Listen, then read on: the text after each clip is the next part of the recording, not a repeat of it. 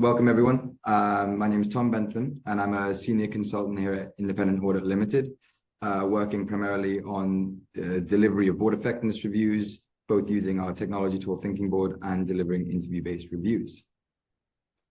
Thanks, Tom. So Richard Sheath, I'm a director of Independent Audit.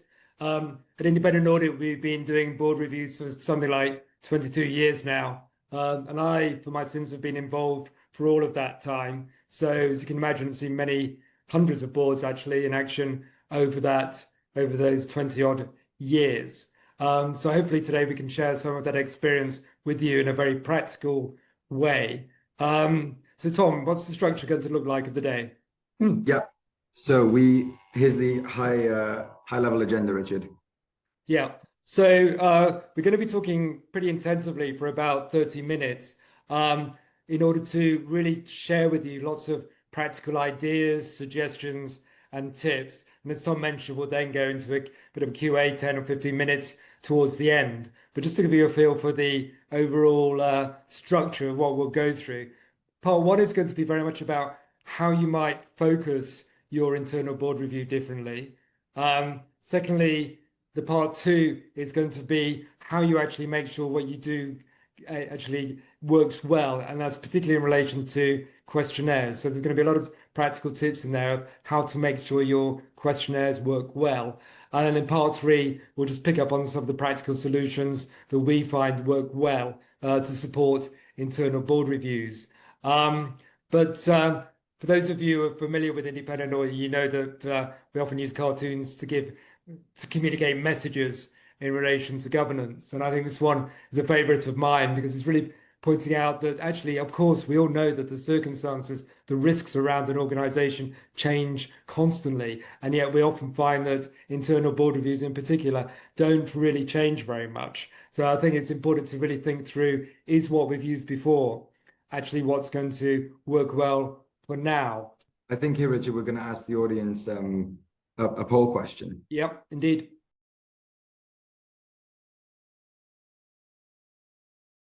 Right. I think everyone's had an opportunity to answer.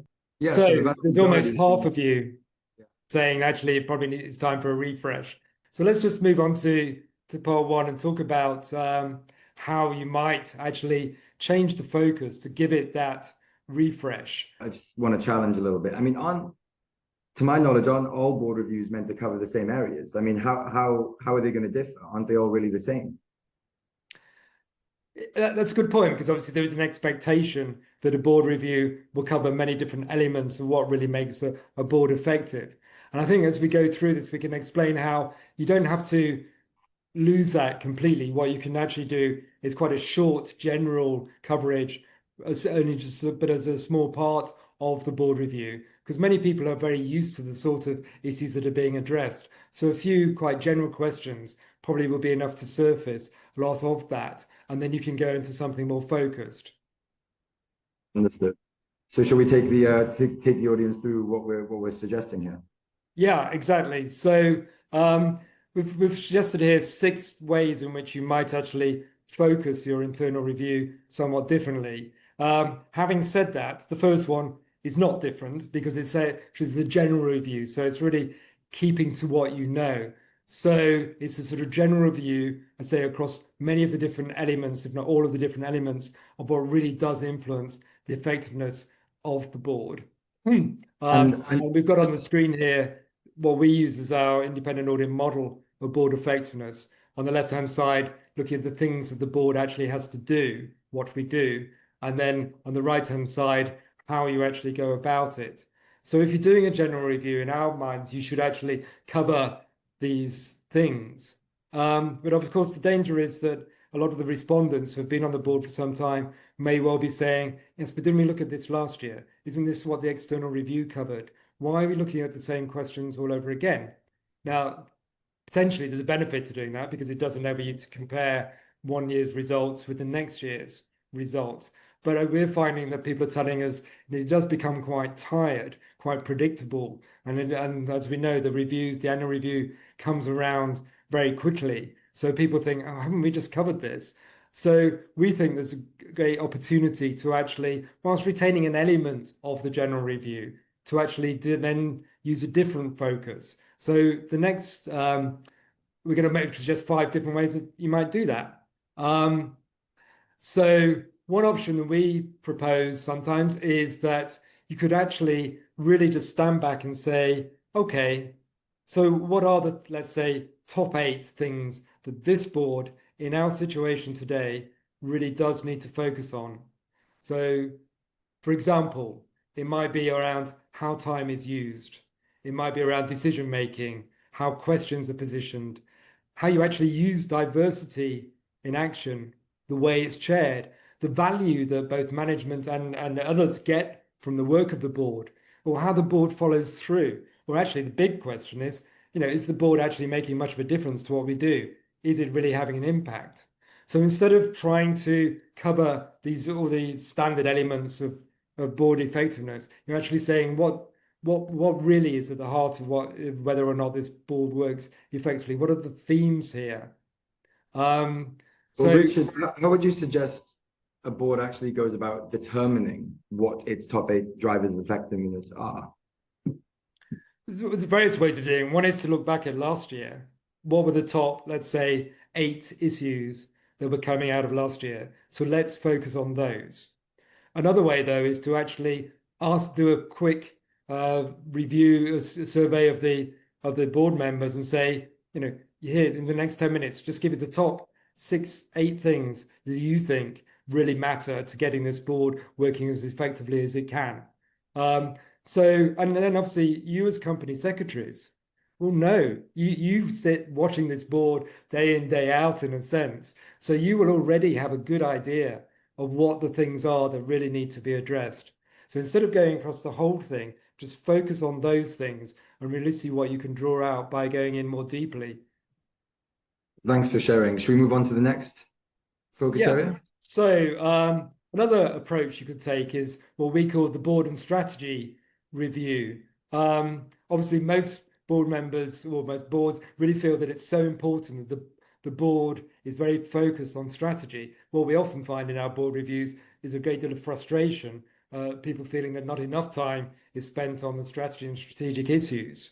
Or possibly frustration that they feel as though they're not involved as much as a board as perhaps they might be. I mean, we don't see people sort of challenging the idea that the management, the executive is responsible for formulating the strategy. I think that's widely accepted. But at times you do hear quite a lot of people saying, well, we wish we could input more, we wish we could add more value to the strategic planning process.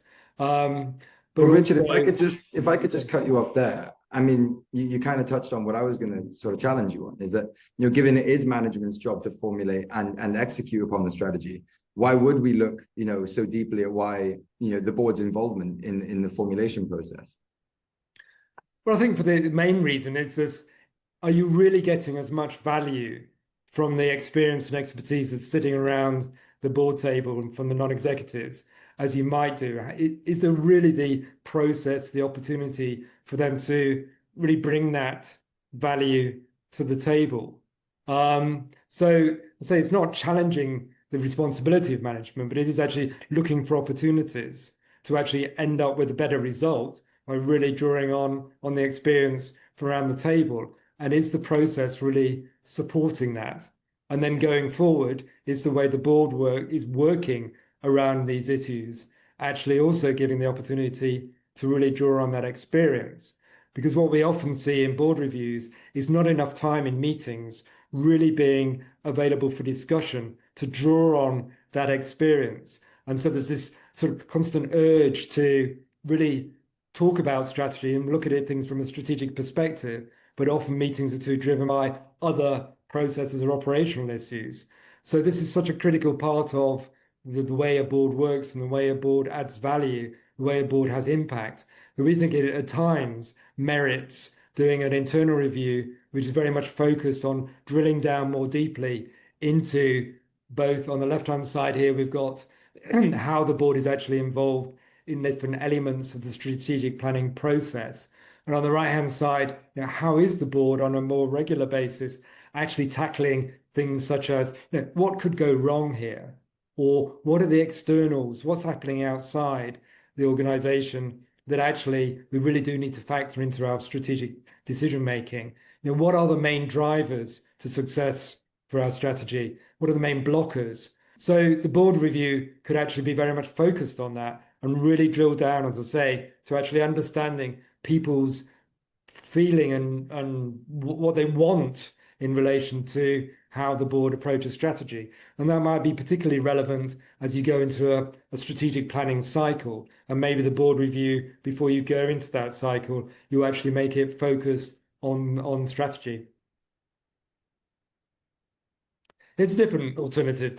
What we call the sort of what could go wrong review. Obviously, it's about the risk discussion.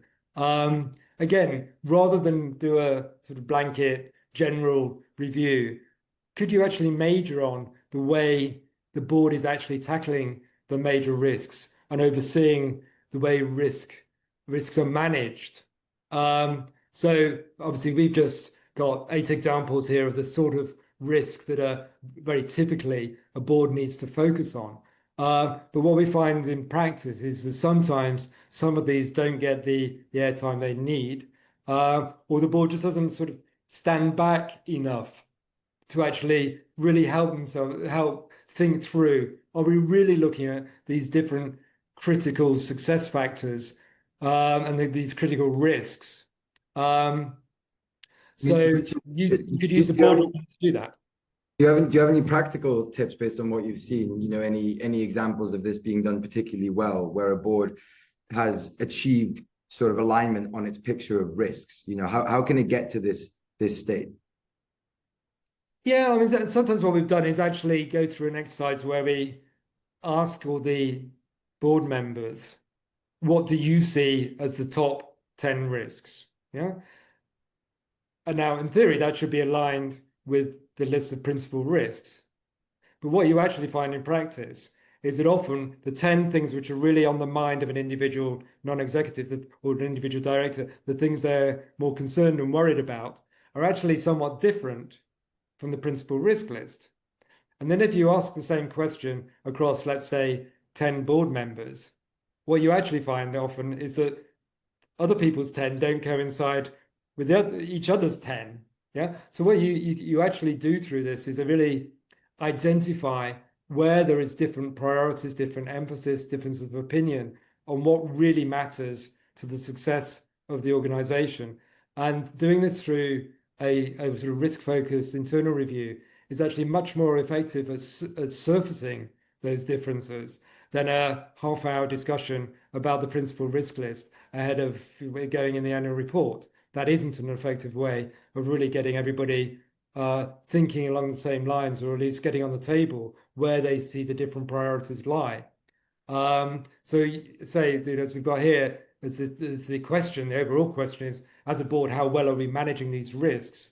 In our experience, if you actually structure a questionnaire around these, it surfaces a lot of issues and a lot of differences in opinion, which is, of course, then very useful because you need to get those differences on the table. Very helpful. And we'll move on to this review feature, which is dynamics. Yeah, obviously, it won't surprise any of you that this crops up a lot as a particular area where people at times say, yes, we'd like the external board review to really pick up on the dynamics. And that's quite right, because obviously it's such a critical aspect of the way a board works. So given it is so critical, why not do an internal review which is really focused on the dynamics? So picking up on questions around, for example, how the discussion flows, the relationships between the different board members or between the non-executives and the executive, for example, different levels of contribution from different members of the board, how the chair actually fosters and nurtures a really good discussion. Diversity, often people think of diversity in terms of the actual composition and mix from a gender perspective in particular.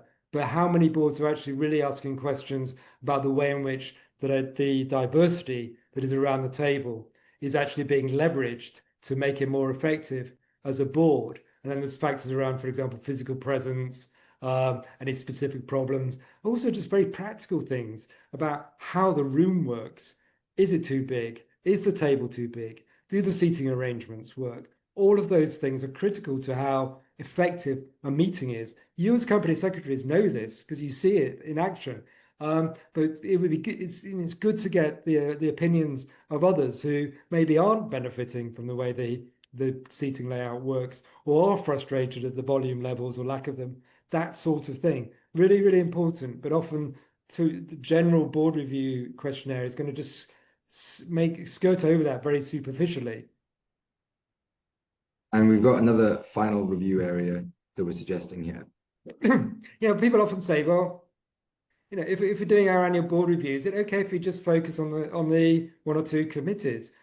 My response to that is yes. I mean, yes, you may need to do that sort of very generic, general, catch-all type short questionnaire just to say that you've actually given people an opportunity to surface issues around anything else. But why not use 1 year's internal review to actually really do a deep dive into one or more of the committees? I mean, when we do reviews, if you look at an audit and risk committee, the number of different aspects of the things that that committee has to get right really merits an in-depth review. More than just, you know, half a dozen questions at the end of your questionnaire, probably generic questions around, you know, the committee. It actually really merits delving quite deeply into how the Audit and Risk Committee is working. The same applies, as we all know, to remuneration. Actually, the Remuneration Committee's job, we all know, very complex, very challenging. Drill down into it more. Sustainability Committee, it may be relatively new. So have you really thought about the different angles and different opportunities for it working better?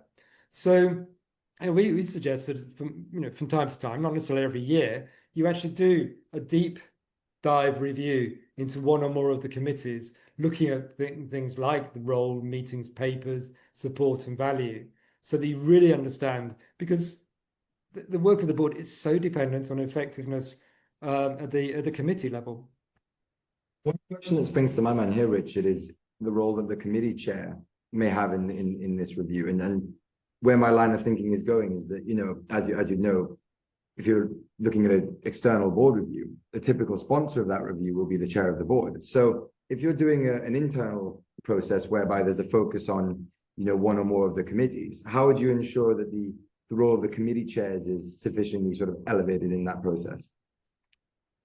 And engage them about their committee. When we've done this sort of work, often we find that the committee chairs do actually get very engaged. So, for example, if we're using a specific questionnaire around the Audit and Risk Committee, it's very normal that we find that the chair of that committee actually really does want to see what's being asked about, and have an opportunity to perhaps you know, maybe add one or two questions of things that they've got particularly on their mind. So our experience is the committee chairs do get very engaged in this. It gives them a sort of an opportunity to voice things specific to them and which they really welcome.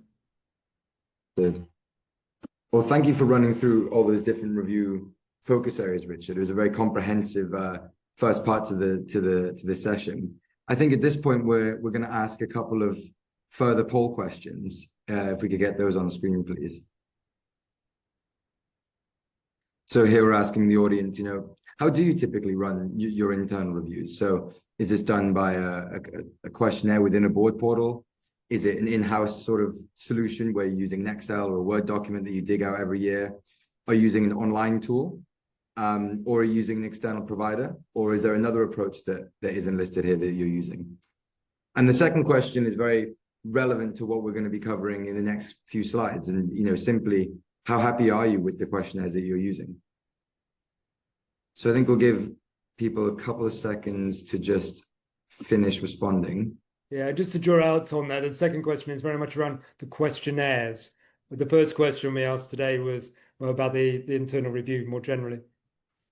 So we've got a mix of responses for the first question, Richard. Majority using an in-house sort of Excel Word questionnaire. And the middle ground answers for the second. So a lot of people veering towards the middle of, okay, could be better. Well, let's dig into the next section. So hopefully this next section on how you get questionnaires right will provide some practical tips to help those of you who feel, many of you, the vast majority of you, who feel they could be better. What we're doing here is highlighting the sort of problems we see with questionnaires, because often when we're doing board reviews, often we see in-house questionnaires. And as people who do a lot of work with questionnaires using our own questionnaires, I'm quite familiar with the sort of things that go wrong with a questionnaire. So if you are using one yourselves, we suggest you use this as a bit of a checklist to make sure you're not falling into any of these traps. The first one we see, surprisingly, we see quite a few questions which the company secretary can answer. So, for example, do you review the terms of reference annually? Do you have net-only sessions? Well, you know that without asking the board directors. So don't ask them, just because you've got the answer already. And it's the sort of question which actually irritates the respondents to a questionnaire quite a lot, because they just read that and say, well, you know that. Why are you asking me? Why are you taking up my time? And it seems obvious, but we do see quite a lot of that. So you should go through your questionnaire to make sure you're not asking things that you know the answer to already, factual questions. A second problem we often see is what we call double barreling. This is where you combine two or even more questions into one, which means that it's actually a very difficult question to answer. And so we've given an example here. So a question like, are the papers of the right length and do you get them on time so you have enough time to read them? Well, that's sort of two or three questions in one. The answer might be, yes, I get them on time. No, I don't have enough time to read them, or whatever. So you can't answer. And as soon as you get into that problem, it invalidates the results because you don't know really what they're answering, what question they're answering. So really avoid double barreling. Another is ambiguity leading to differing interpretations or confusion. So as an example here, is information sufficient? Are meetings long enough? What are you asking there? How do people interpret that? How do they score it? Sorry, just go back one, Tom. There was just picking up on the cartoon theme there. We haven't included a specific box, but it's obvious. Don't make it too long. On that point, Richard, actually, sorry, just about length. The question I often get asked is, what is the right length of a questionnaire? I think for one going in depth, you should be looking at something between a 20, maybe between 20 28 questions, something like that. Probably less than 30. It's a bit of a difficult question because, for example, once you get into an audit and risk committee, if you're really doing an in-depth review, you might well head up north of 30 because there's so many different aspects to the way to an audit committee's work. But generally for the board, I think something between 20 and 25 is going to give you sufficient insight without it becoming too brief. Go any less than that, you're getting into quite a sort of quick review, very skimpy overview, which may have its role to play. But generally, if you're doing a sort of focus review, I would say you should land in that sort of area. Well, I think that the point you were making earlier of how do you ensure the ground is covered if you're doing a specific focus for your review, that's perhaps where you'd introduce a more concise questionnaire to cover the ground, and then assess a specific area, whether it's the board's involvement in strategy or how it covers risk, and you can dig deeper into that separately. Yeah. Okay, so there's three things to avoid. Three more things to avoid. A focus on processes and not what influences effectiveness. So two examples of process questions would be, does the forward agenda cover the ground? Are meetings long enough? Now, they may well be interesting questions and the answers may well be useful. But if you have a questionnaire very much focused around how those processes work in practice, you're not going to really focus on things like the dynamics, the discussion, the way people, the relationships, those sort of things, which are not process related, and more to do about how a group of individuals interact with each other. So it's really important not to neglect that behavioral interaction part in particular. Second, we see quite a few questions where it's quite difficult for people to say no without them being self-incriminating. So, you've got to use open questions to try and surface issues. So, for example, if you ask the board, does the board provide strategic leadership? It's quite difficult to say no to that. Does the board review the principal risks? You're going to say yes, because otherwise they've failed in a sort of an obvious area of responsibility. So don't ask those sort of closed questions. Ask very much an open ones to surface issues around, is it valuable? How valuable is the principal risk discussion? What more could you actually do to focus on values in order to underpin strategic leadership? That sort of question.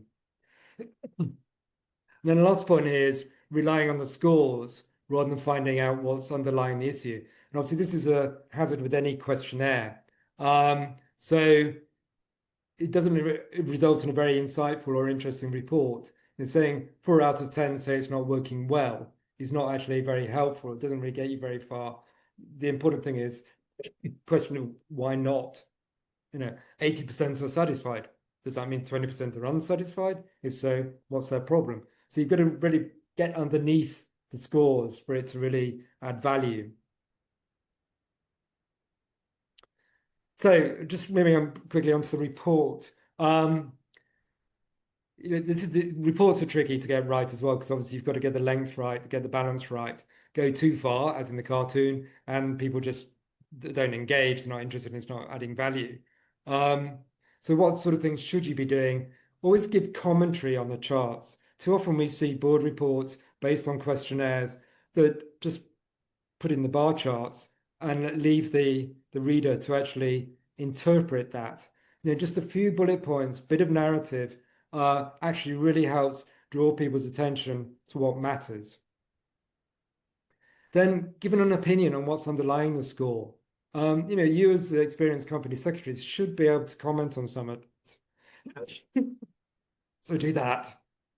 And the other thing we do a lot of is drawing out differences between different groups. So for example, looking at the difference in responses between non-executives and executives, or new joiners versus people who've been on the board for a long time, group level representatives versus entity level. So really break it down and do that comparison. And often you find that quite insightful, particularly the non-executives versus the executives responses.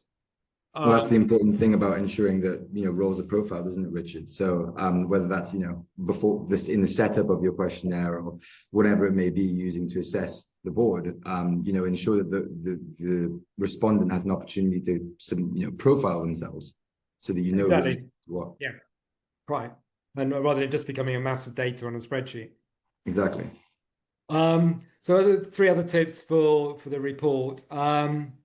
Do capture the comments. You do have to weed them out a lot. We often find that with comments, people put them in the wrong place. So they'll actually be commenting on a different question. So you have to do quite a bit to make it logical. Sometimes you see things you don't want to put on paper in a report. Obviously, you have to use your judgment in order to avoid that risk. But it is important to try and give the comments, even if it's just trying to give an aggregate flavor for the nature of the comments.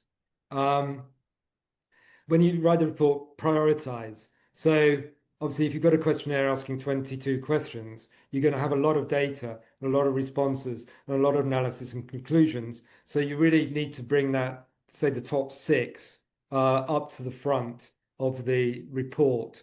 We do see a tendency in board reports using questionnaires to actually walk through the questionnaire, which is all very well, and maybe you can put that in an appendix. But what's better is, okay, if you're going to do that, surface the top 6 right up front.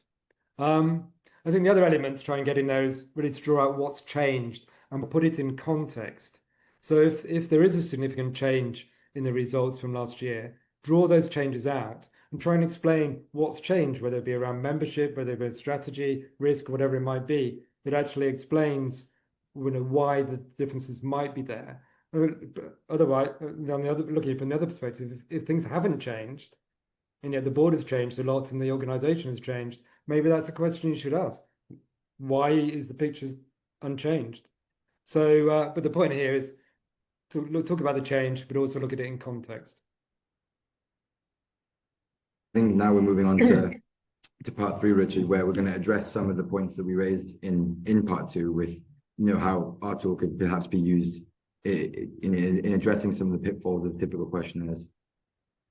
Sure. I mean, it won't surprise you. We've got a tool which addresses a lot of these problems. We're very proud of it. We've been using it for 10 years or so across hundreds of organizations, and it's called Thinking Board.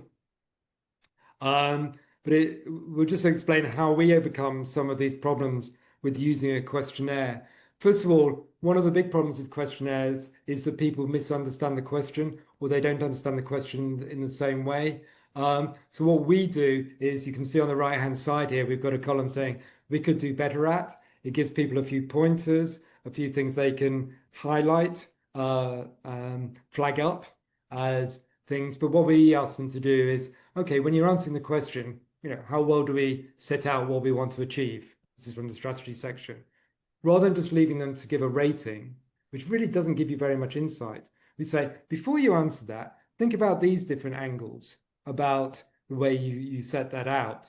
So it achieves various things. One is helps them get them all on the same page. It helps them start thinking. It gives them a few pointers as the sort of angles they should think about, so people interpret the question in the same way. But what we also find is that it makes the whole questionnaire process a lot more engaging and a lot more insightful. So rather than just getting a score, you actually start getting pointers as to what's underlying the score. So you want to think that through as to how you might achieve that, rather than just get a score. Think about how you help people think it through, but also engage more. But also what we find is that they end up giving a lot more comments if you've actually helped them in that direction. One challenge that I've received here, Richard, in relation to what we call these we could do better at statements is that, that they're not comprehensive, surely. I mean, there must be other things that people need to think about in relation to, setting out what they want to achieve, for example. Yeah, they don't need to be comprehensive. They can't be. I mean, for start, there's going to be other factors, but also each organization is going to have some specific factors. And what they are doing, though, is just getting people thinking. And often what we find in practice is they might say in the comments, oh, not those, but what applies to us is this. So it gets them engaged and thinking.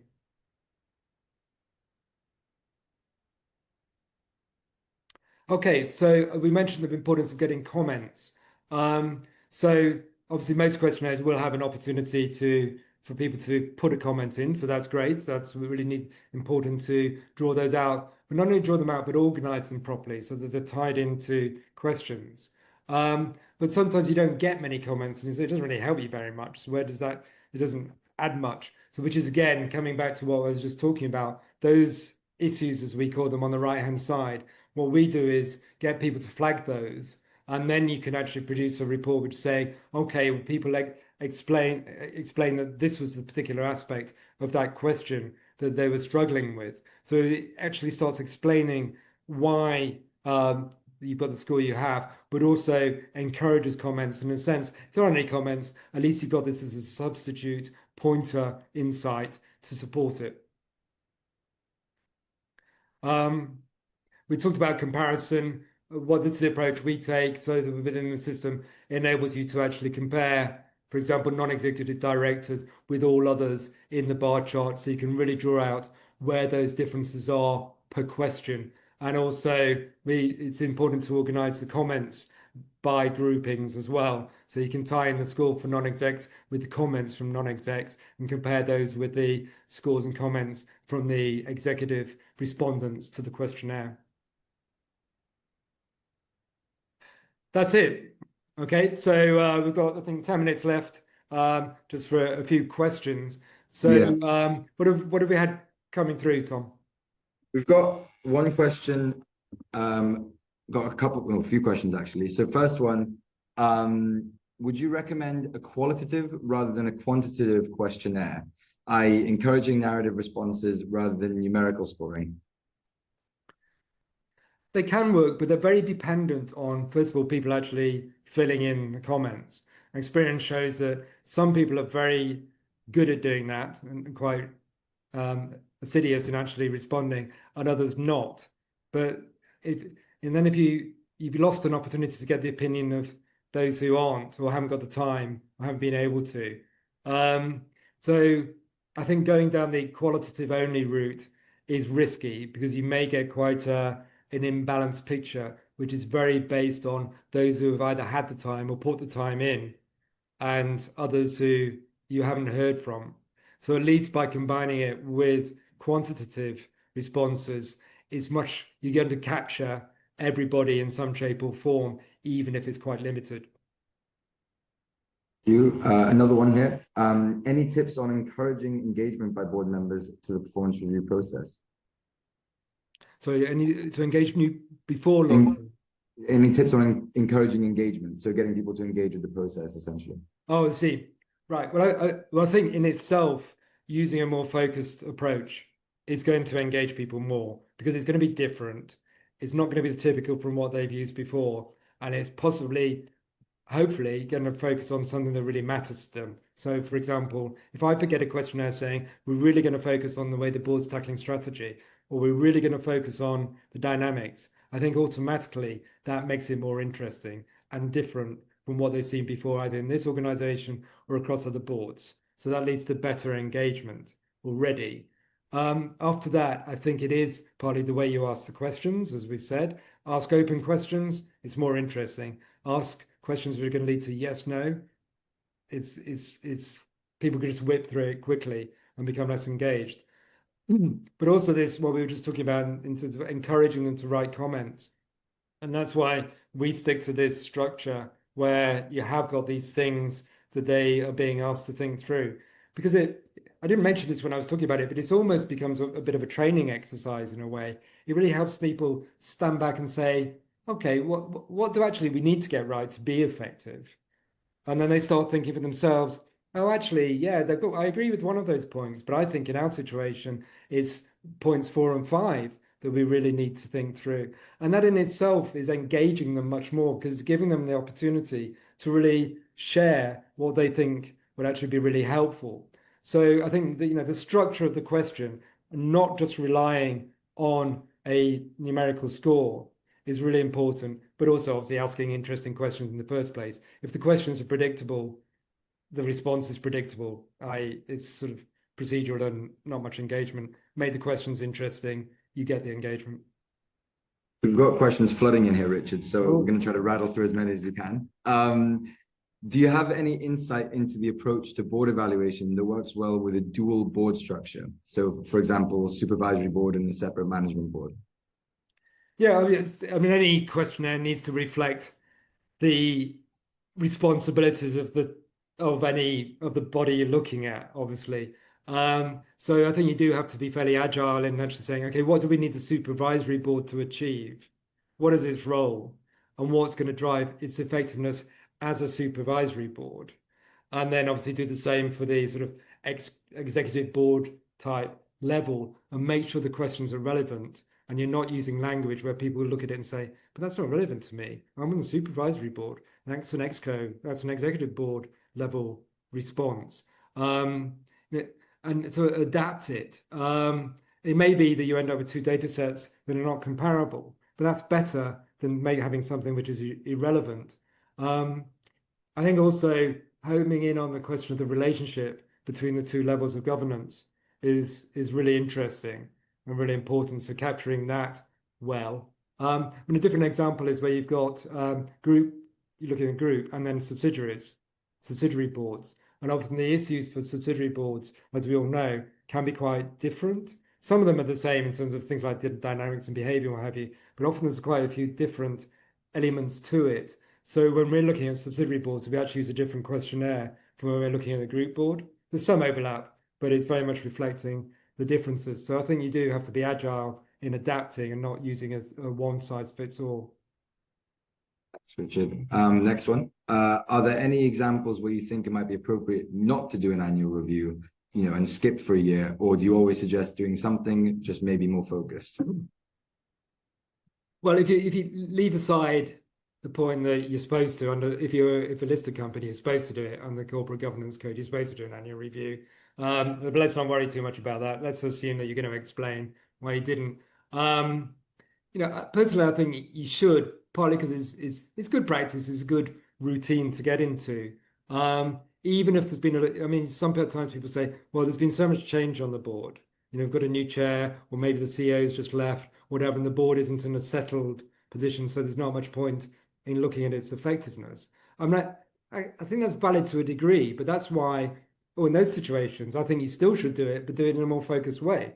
So, for example, the CEO might have changed, and yeah, the board is settling into a new pattern. So why not look at the Audit and Risk Committee in detail? The dynamics will be different, maybe haven't settled, but the committees are still going to have to do everything they have to do. So maybe use that year to take a detailed look at the committees instead. But I wouldn't advocate using it as a reason not to do anything. You've got a couple more in 2 minutes to cover them. What has proved to work best in post-review regarding follow-up on actions arising? Is that best for the board chair to drive or other? Obviously, if you can get the board chair to drive it, that's how it should work. Realistically, often the legwork and the momentum is going to have to be maintained by the company secretariat. So I think what's key is when you discuss the review report, to make sure that there's a very clear action plan, prioritized action plan that the board is behind. And then you work out who's actually going to be responsible for driving that forward. And it may vary according to the action. Some are going to be sitting with the board chair, others are going to be sitting with the company secretary, others with other people. So working out those responsibilities is important on a prioritized action plan. Make it realistic as well. Because if there's a lot of change going on in the organization and there's constant pressure on the executive, et cetera, it's no point in having a really ambitious action plan that is not achievable within the priorities of the organization at this point in time. So land on those which are realistic and should be prioritized. In addition, I mean, just to add, if you're engaging an external provider in the assessment process, lean on them to help drive forward momentum and ask for their consult, in driving forward the actions. I mean, it's something that we often integrate as part of our aftercare process, isn't it, Richard? Yeah, and encourage us, as if we were the external provider, to meet with the chair after 3 months, for example, to pin them down and say, what has happened here? Maybe 3 months, maybe 6 months, whatever, but some point at which you keep that momentum up. Final question, and we've got just under a minute to go. Following a change in board membership, how long should one wait before conducting a board effectiveness review to allow the board to settle? And you did kind of just opine on this, but... Yeah, I mean, it depends how extensive the change has been, of course, but let's assume that it's just sort of 1 or 2 out of 10, let's say. To my mind, in those cases, you shouldn't wait. You should just get on with it and maybe take the more focused approach that we were just talking about. Because boards are in a constant change. Yeah, I mean, maybe obviously the change in chair, change in CEO is going to be particularly influential on how the board is working. But as I just said, in that case, take a different approach for that year. Personally, I wouldn't wait. I think you just have to get into an annual pattern and do it, but adapt so that it's relevant rather than postpone and let it drift. That covers the Q&A.